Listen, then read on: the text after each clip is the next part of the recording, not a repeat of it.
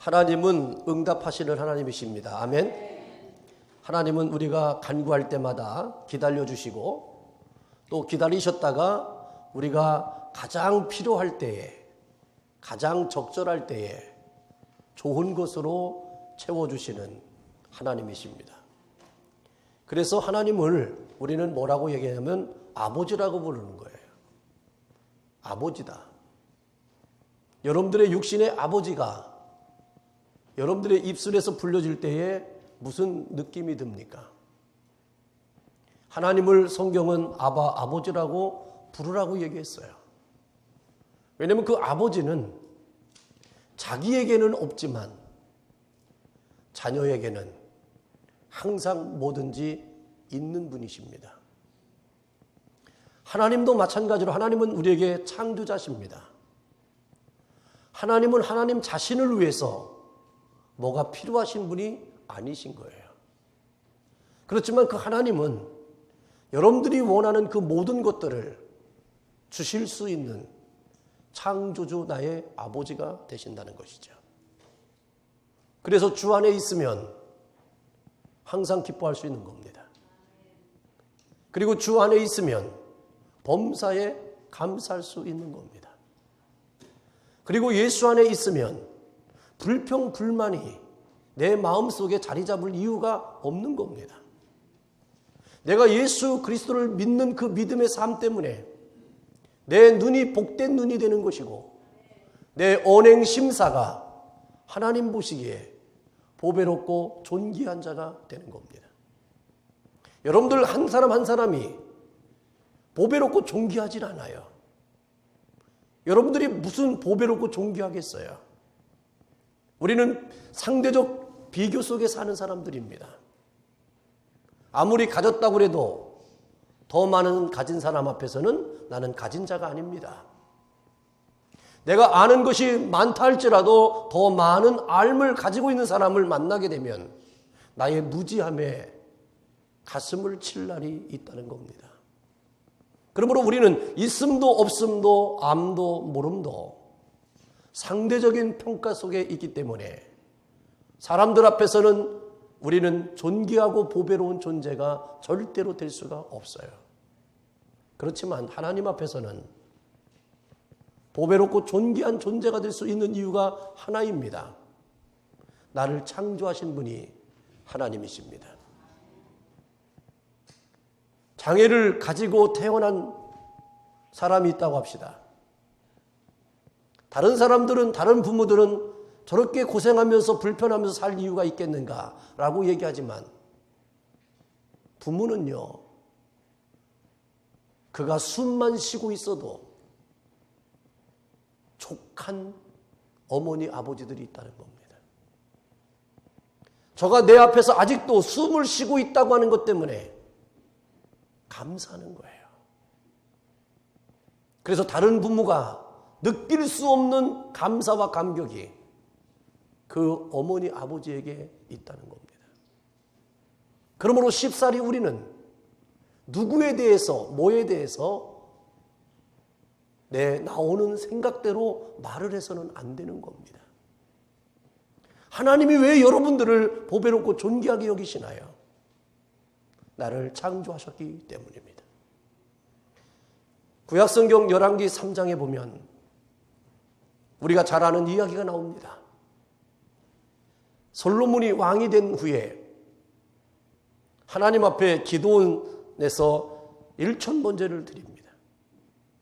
하나님께 간절함으로 1000번제를 드렸을 때 하나님께서 아브라함에게 찾아오셨어요. 아니요, 솔로몬에게 찾아오셨어요. 솔로몬에게 찾아오신 하나님께서 이렇게 말씀합니다. 네 소원이 뭐냐? 네 소원이 뭐냐는 거예요. 저는 어릴 때 이 성경 말씀을 여름 성경학교 때 배웠어요. 그때부터 저의 마음속에는 이런 생각을 했어요. 솔로몬에게 찾아오신 하나님, 그리고 네 소원이 뭐냐고 물어봤던 그 하나님은 나의 하나님이라고. 그래서 나는 소원이 있어야 됩니다. 그리고 하나님께서 찾아오셔서 네 소원이 뭐냐라고 지금 묻는다면 나는 그것을 대답할 수 있는 준비된 자가 되어야 되겠다는 마음을 갖고 살았어요. 여러분들은 어떻습니까? 하나님이 여러분들에게 네 소원이 뭐냐고 말씀하신다면 지금 여러분들에게 입으로 고백할 수 있는 소원을 우리는 고백해야 돼요. 나중에요? 아니에요. 하나님은 지금이십니다. 여러분들 지금 소원이 뭐냐? 이것을 고백할 때 하나님은 그 소원을 하나님 마음에 간직하시는 겁니다. 하나님은 오늘 저녁이라도 여러분을 찾아와서 네 소원이 뭐냐고 물으신다면 여러분들 잘 대접해 주세요. 말했다가 조금 그거 아닌데요. 조금만 더 생각해 볼게요 하면서 시간을 끌지 마셔야 돼요. 네 소원이 뭐냐 하면 하나님 감사합니다. 나 기다렸거든요. 하나님이 찾아오시기를 기다렸고 하나님이 나에게 질문하기를 기다렸어요. 내 소원은 이겁니다. 이렇게 여러분들이 꿈에서라도 잠결에서라도 주님이 여러분들을 흔들 때 일어나 대접하는 여러분들이 되기를 주의 이름으로 축원합니다. 모든 사람들은 인생을 살면서 자기에게 기회가 찾아온다고 그래요. 몇 번의 기회가 찾아온대요.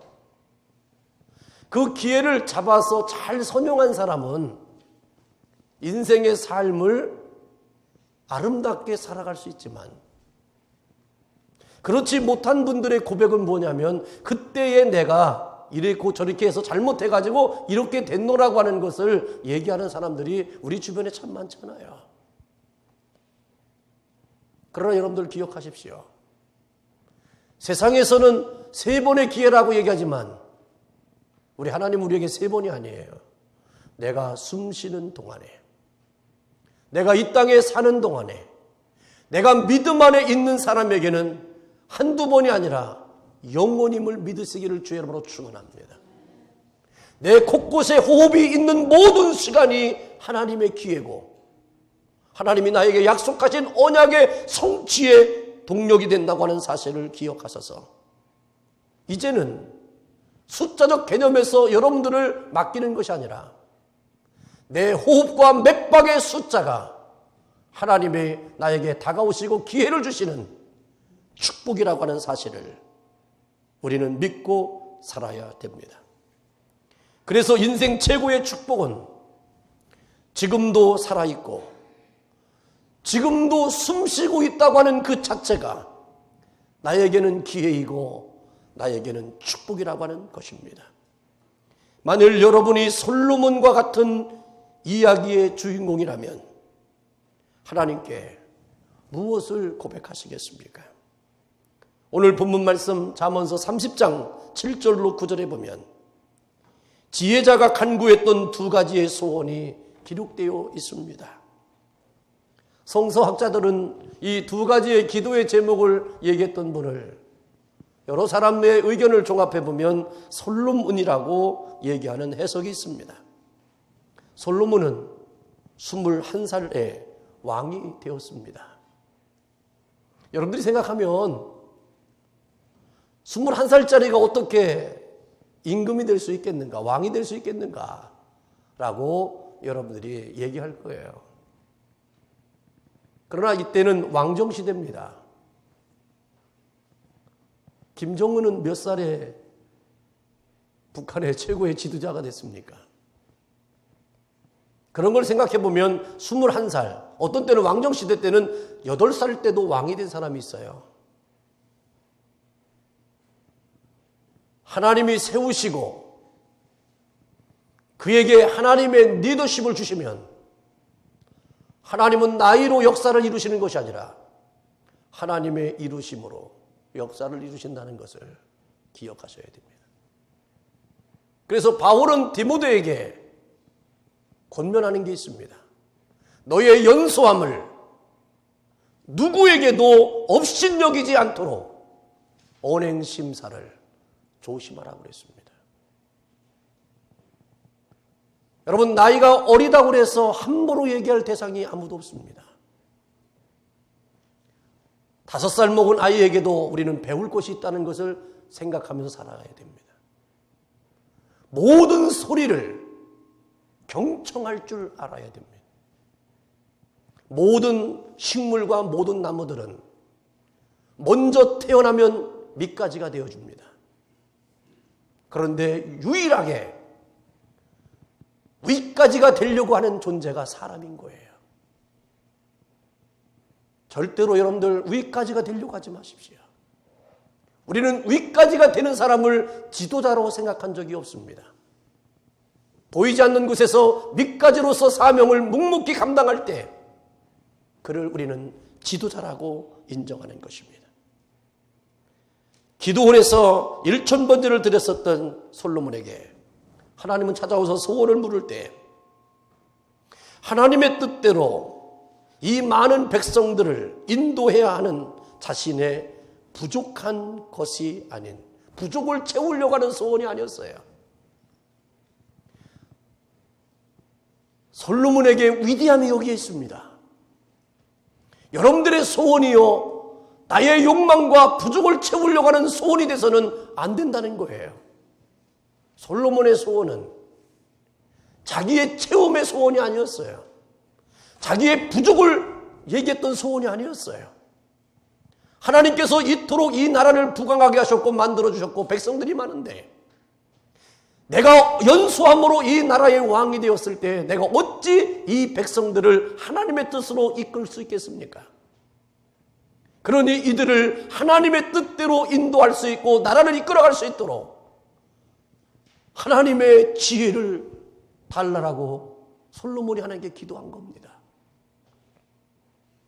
그때 하나님께서 이렇게 말씀하십니다.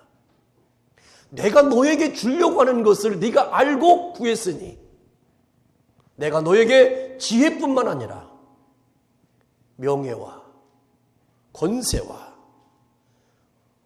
모든 것들을 깨달을 수 있는 부귀 영화를 다 주셨다고 말씀하셨습니다. 나를 위한 소원이 아닌 하나님의 소원, 나의 부족함을 채우기 위한 몸부림이 아닌 하나님이 나를 통로 삼아서 일할 수 있도록 역사하시는 그 거룩함이 우리의 소원이 되어지는 것이 오늘 우리가 말씀을 오늘 들어야 되는 자세인 것입니다. 오늘 본문 말씀을 통해서 지혜자의 소원을 살펴보면서 2가지의 은혜를 구하기를 원합니다. 첫째로 헛된 것과 거짓말을 내게서 멀리 하옵소서라고 소원을 가졌습니다. 사람이 인생을 살았던 일생의 삶을 우리가 그릴 때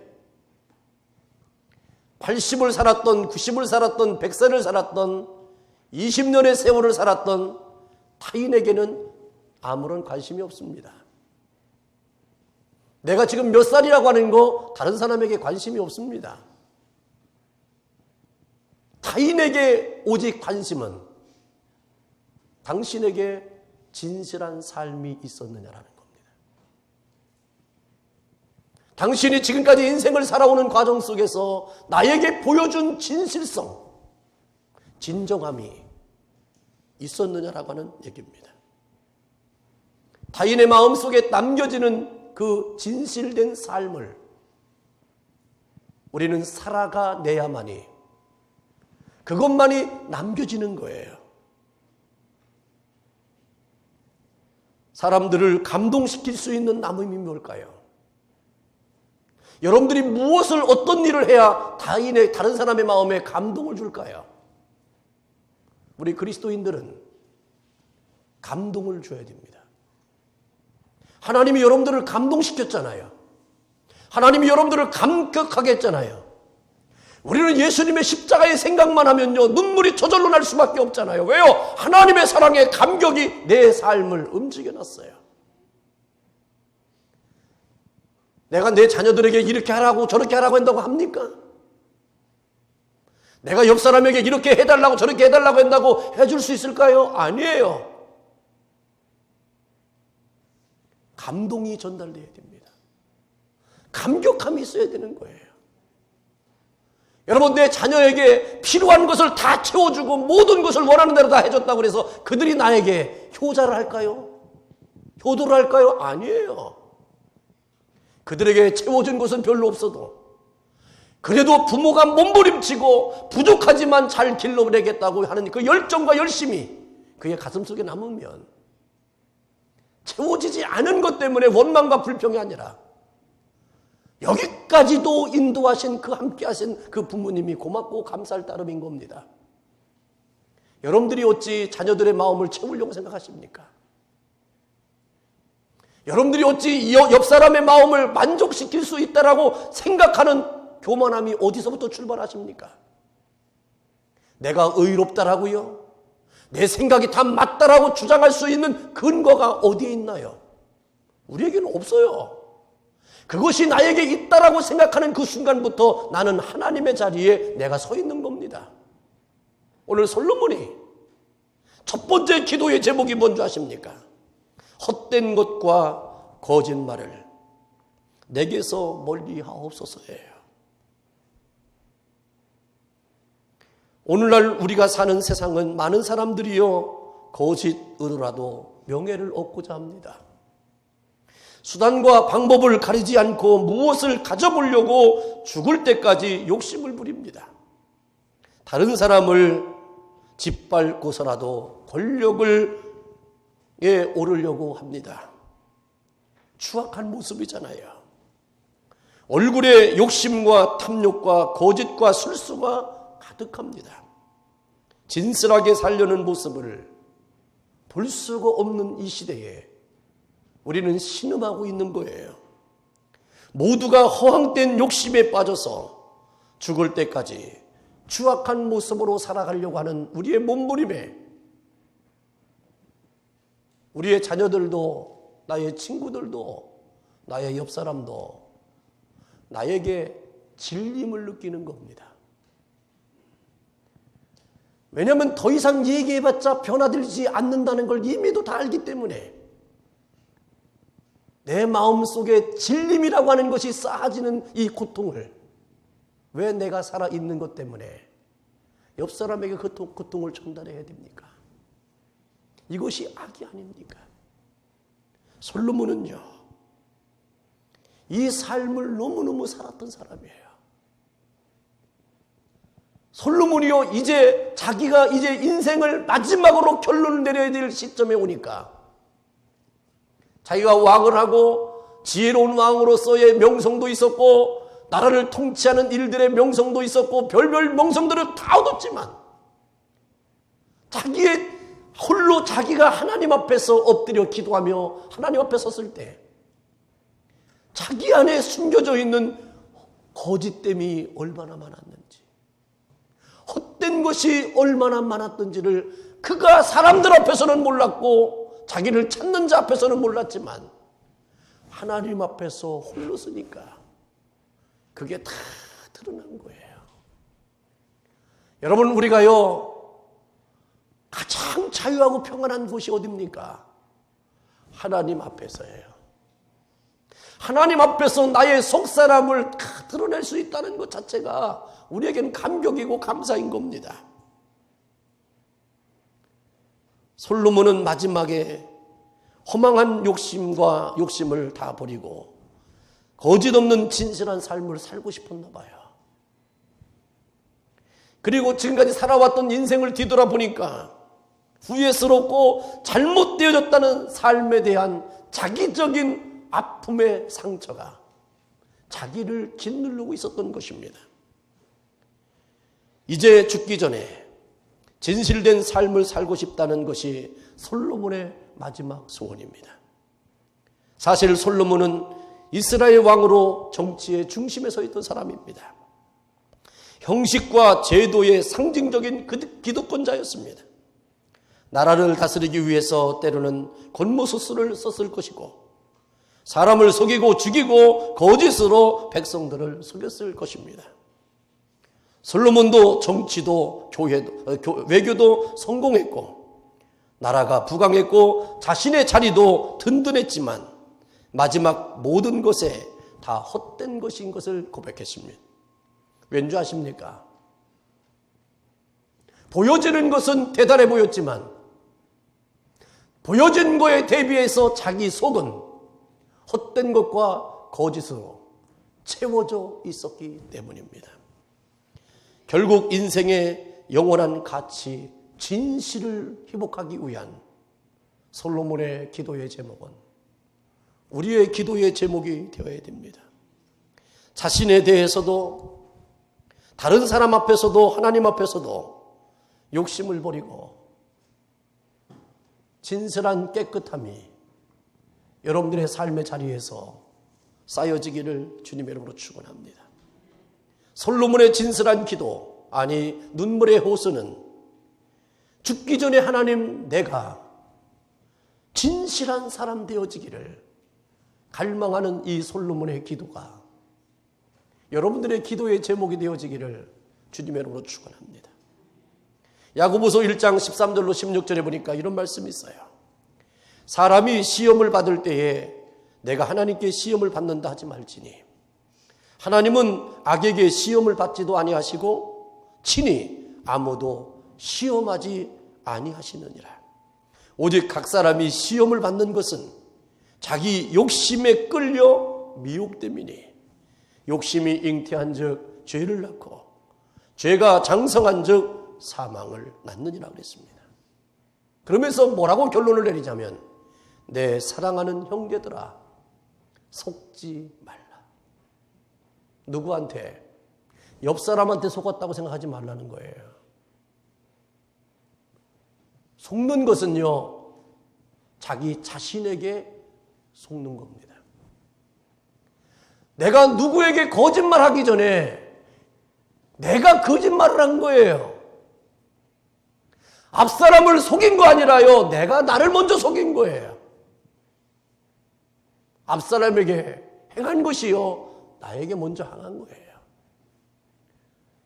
형제들아, 내 사랑하는 형제들아, 속지 말래요. 속지 말래요. 스스로 속지 마세요. 여러분들 자꾸만 핑계대는 사람이 있어요. 그 핑계대는 것은요 자기를 속이는 거예요. 저도 어릴 때 학교 다닐 때 그랬어요. 야, 너 왜 이렇게 성적이 떨어졌냐? 예, 책상이 없어서요. 그럼 책상 사줬어요. 그럼 책상이 사줬는데 또 공부가 조금 안 되면 너 왜 요즘 공부가 못하냐? 네, 배가 고파서요. 여러분 책상 없는 거하고 공부하고 뭔 상관이 있어요? 배고픈 거하고 뭐가 핑계가? 다 핑계예요. 그러나 부모님들은 어떻게 됩니까? 그 핑계가 나중에 문제가 될까 봐 채워주는 거예요. 그런데 나는 스스로 속인 거예요. 오늘 여러분들에게 스스로 속이지 말라고 하는 이 말씀을 붙잡으세요. 그래야 허탄한 말과 거짓된 말을 여러분들의 입술에서 떠나게 만들 것입니다. 그래서 요한일서 2장 15절로 17절에 보면 이런 말씀이 있어요. 이 세상이나 세상에 있는 것들을 사랑하지 말라. 누구든지 세상을 사랑하던 하면 아버지의 사랑이 그 속에 있지 아니하니 이는 세상에 있는 모든 것이 육신의 정욕과 안목의 정욕과 이생의 자랑이니 다 아버지께로 쫓아온 것이 아니요 세상으로 쫓아온 것이니라. 이 세상도 그 정욕도 지나가되 오직 하나님의 뜻을 행하는 이는 영원히 거하느니라. 이제 우리에게 영원히 남는 것은 육신의 정욕도 세상의 정욕도 안목의 정욕도 이생의 자랑이 아니고 나의 이름과 성취가 아니라 하나님의 뜻을 이룬만이 영원하다는 것입니다. 우리 젊은이들도 우리의 모든 연세 드신 분들도 여러분들이 영원히 존재하고 영원히 남을 수 있는 것은 하나님의 뜻을 행하는 겁니다. 하나님의 뜻이 뭔가요? 사랑하는 거예요. 여러분들이 사랑한 것만 남는 거예요. 부모님이요 나를 사랑해 주셨던 것만 내 마음에 남는 거예요. 자녀들이요 부모를 사랑했고 존경했던 것만 남는 거예요. 옆 사람이요 교인들이요 우리의 만남이요 누구로부터 내가 받았던 그 사랑만이 내가 남는 거예요. 우리가 헤어지고 떠나 있어도요 남겨지는 것은 바로 뭐냐면 사랑만이에요. 하나님의 뜻이 바로 사랑이잖아요.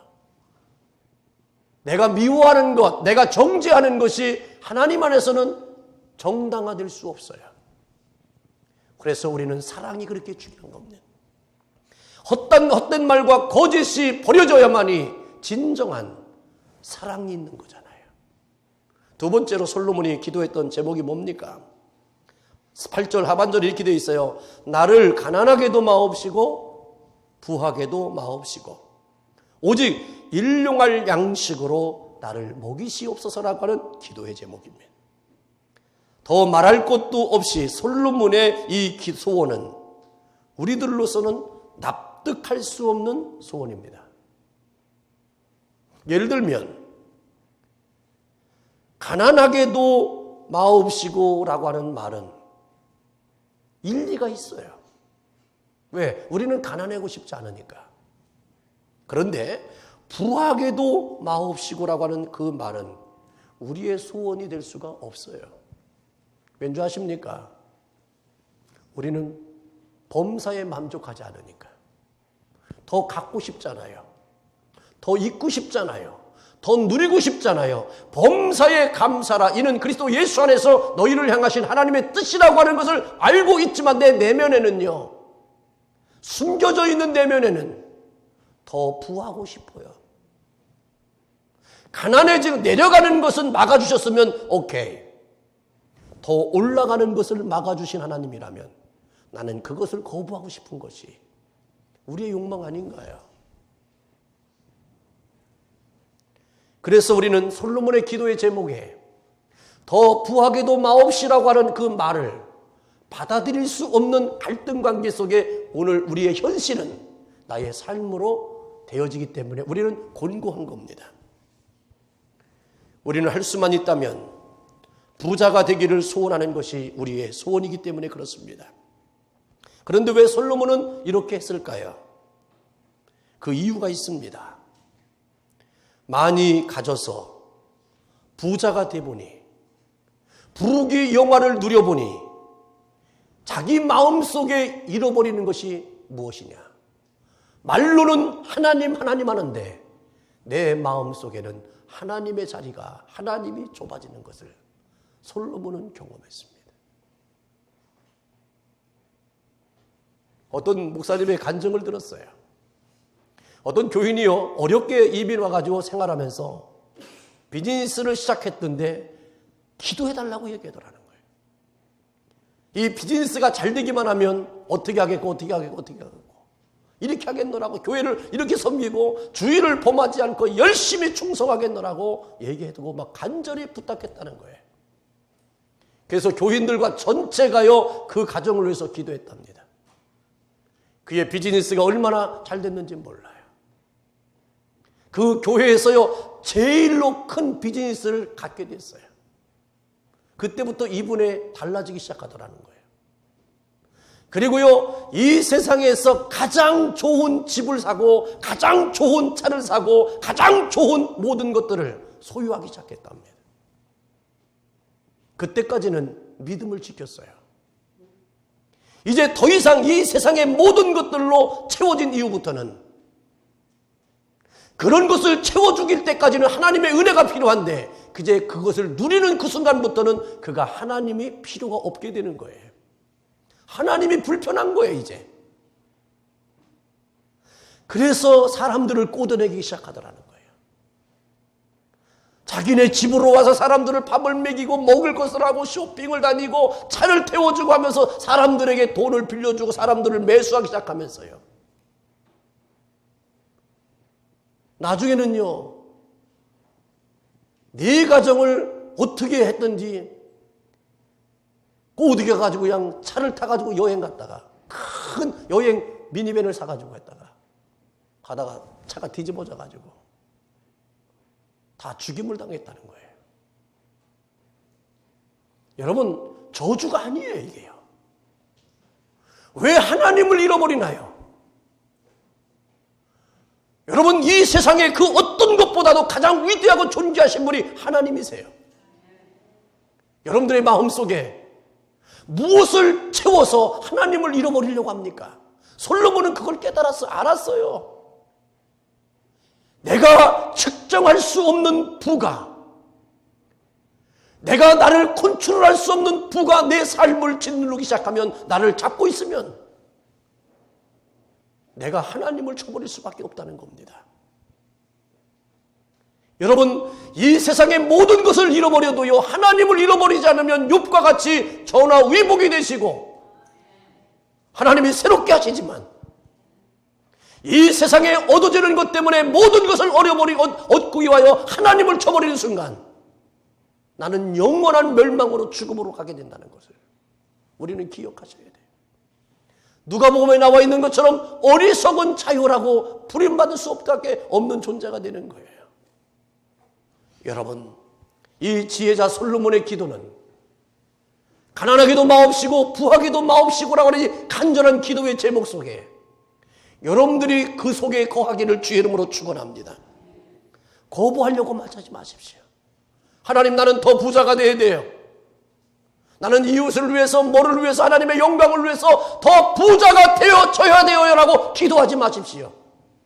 내가 이 자리에서도, 이 가진 것 속에서도 하나님을 위하여 일하는 자가 되게 해달라고 기도하는 것이 믿음의 지혜지.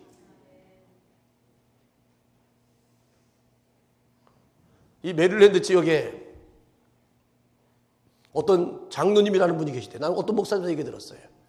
근데 그 장로님은요, 교회를 계속 옮겨 다니는데 2년마다. 그래서 옮겨 다니면서 그런 얘기 했는데, 자기가 한국의 땅을 팔으면 90억이 나오는데 땅 팔리면 11조 할 테니까 기도해 달라고 그러더래요. 그러니까 사람들이 그 얘기 믿고요, 맨날 기도해 준대. 여러분, 그렇게 말하는 사람 되지 마시고요, 그렇게 살지 마세요. 이제는 그분 갈 데도 없어요. 이제 다. 여러분, 기억하셔야 돼요. 하나님의 교회를, 하나님의 성도를, 주의 종을 혼탁하게 만들면 안 돼요. 더 기도하는 사람으로 만들어야죠. 더 신실함으로 만들어야 되죠. 그게 다 거짓말이잖아요. 거짓말로. 유대인의 삶의 지혜를 담은 탈무드에서는 8가지 삼가해야 될 얘기에 대해서 나와요. 첫 번째, 여행이 지나치면 안 된다는 겁니다. 바깥바람 너무 많이 쐬지 말고 집안에 있어야 한다는 거예요. 두 번째는 친구가 많으면 안 된다는 거예요. 진정한 친구 2-3명이면 족하다는 거예요. 일이 많으면 안 된다는 거예요. 사람이 일을 즐겁게 해야지 일에 치면 안 된다는 거예요. 그래서 바빠서 죽겠다는 사람은 인생을 잘못 사는 사람이래요. 그리고 네 번째, 술을 조심해야 된답니다. 사람이 술을 먹어야지, 술이 사람을 먹으면 사람은 죽습니다. 그리고 잠도 많으면 안 된다는 거예요. 어떤 사람이 그래요. 미인은 잠이 많다고. 그런데 또 재밌는 말이 있어요. 미인은 방명한데. 잠을 좋아하는 사람은 잘못된다요. 잠은 적당하게 자야 된다는 거예요. 그 다음에 명예도 있어요. 사람마다 자신에게 알맞는 자리와 이름과 명예가 있습니다. 지나치면 안 된다는 겁니다. 내가 어떤 직임을 맡았을 때 내가 좋은 것보다 주변 사람이 좋아야 그 명예가 아름답다는 거예요. 약이라는 것도 있답니다. 약도 지나치면 안 된다는 거예요. 약이 병을 만듭니다. 여러분들 약 많죠? 영양제 하루에 몇 가지씩 드시죠? 그 영양제가 여러분들의 건강을 지켜주는 게 아니에요. 약도 많으면 안 된다는 거예요. 과하면 안 된다는 거예요. 또 돈도 얘기했습니다. 돈도 쓸 만큼 감당할 만큼 있어야 된다는 겁니다. 사람에게 가장 큰 재앙은 돈을 쓸 줄 모르는 사람이 돈을 가지고 있는 거래요. 세상에 보면 돈이 없어서가 아니라 오히려 돈이 많아서 인생이 불행해지는 사람이 참으로 많이 있습니다. 돈을 쓸 줄 아는 사람이 돈을 가져야지. 돈을 쓸 줄 모르는 사람이 돈을 가지면 재앙이라는 겁니다. 돈을 소유한다는 것이 얼마나 어려운 것인지를 세 가지로 표현했는데, 돈을 가지게 되면 첫 번째로 교만해진다는 겁니다. 두 번째로 늘 돈이 없어질까 봐 걱정하고 불안해한다는 겁니다. 그리고 세 번째, 하나님을 잃어버리게 된다는 것입니다. 돈이 하나님이 되어 하나님을 찾지 않게 된다는 것입니다. 왜냐하면 돈에 할 수 있는 일이 엄청나게 많아요. 더군다나 자본주의적인 시장 경제 구조 속에 있는 사람들은 돈의 능력을 너무나도 많이 알고 있어요. 그렇지만 우리 믿음의 사람은 돈이 할 수 있는 것도 많지만 돈이 할 수 없는 것들이 더 많다는 것을 알고 사는 자가 그리스도인의 삶입니다. 예를 들면 돈으로 약은 살 수 있지만 건강은 살 수 없습니다. 돈으로 친구는 살 수 있지만 진정한 벗은 얻을 수 없습니다. 돈으로 향락은 살 수 있지만 진정한 행복은 살 수 없습니다.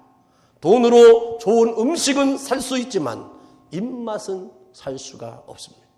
돈으로 좋은 침대는 살 수 있지만 단잠은 살 수 없습니다. 돈으로 권력은 살 수 있지만 영원한 기쁨과 생명과 구원은 살 수 없습니다. 돈은 나에게 필요한 만큼만 있을 때, 내가 잘 쓸 수 있는 능력만큼 있을 때 그 돈이 우리에게 행복을 주는 행복의 도구가 될 수 있는 것입니다. 그래서 예수님께서는 일용할 양식을 주옵시서라고 기도하라는 겁니다. 이스라엘 백성들이 광야 40년 동안 하나님께서 주신 만나는 일용할 양식이었습니다. 하루의 양식이었습니다. 내일 하나님이 또 주십니다. 내일 모레 또 주십니다. 내년에 주실 겁니다. 우리는 살아있는 게 사명이고, 살아있으면 하나님이 다 채워주시고 역사할 것을 믿는 사람들이에요. 이제 말씀을 마치려고 합니다. 우리는 이제 믿음으로 고백하며 살아야 돼요.